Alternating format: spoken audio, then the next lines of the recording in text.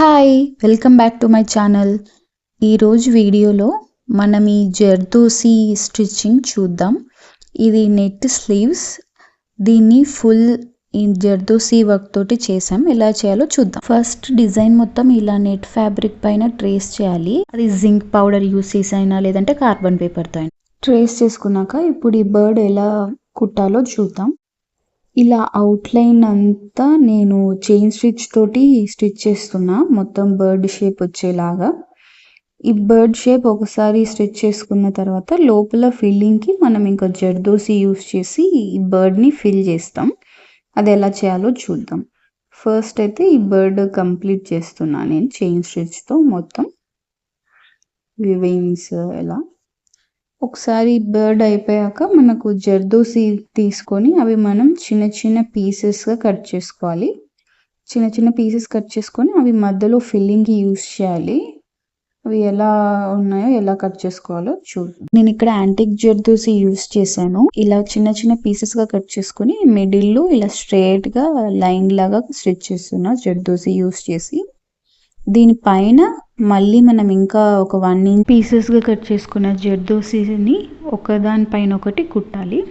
So ఇలా first కింద base అయిపోయాక ఇలా నార్మల్ నీడిల్ తీసుకొని ఒక 1 ఇంచ్ జర్దోసి పీస్ తీసుకొని ఇలా దానిపైన వచ్చేలాగా లైన్ పైన వచ్చేలాగా స్టిచ్ చేసుకోవాలి.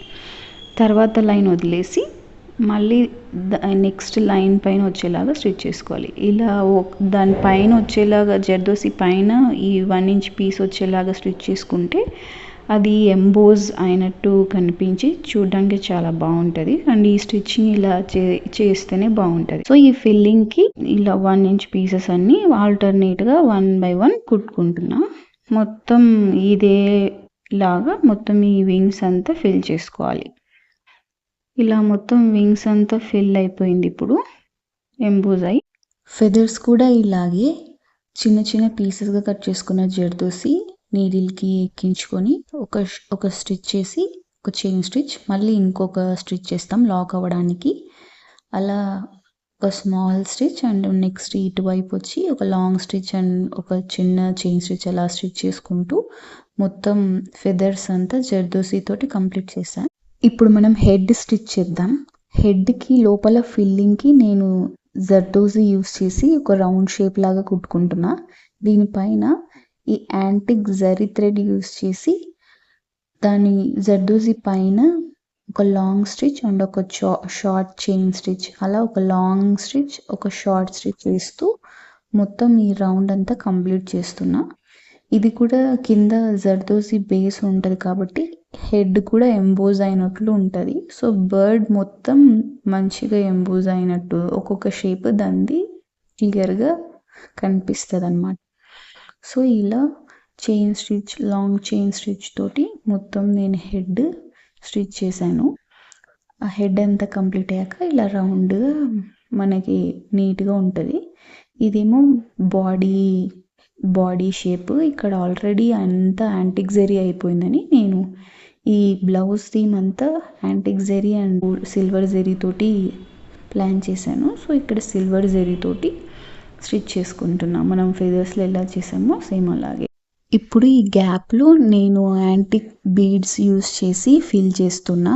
ఇవి షుగర్ బీడ్స్.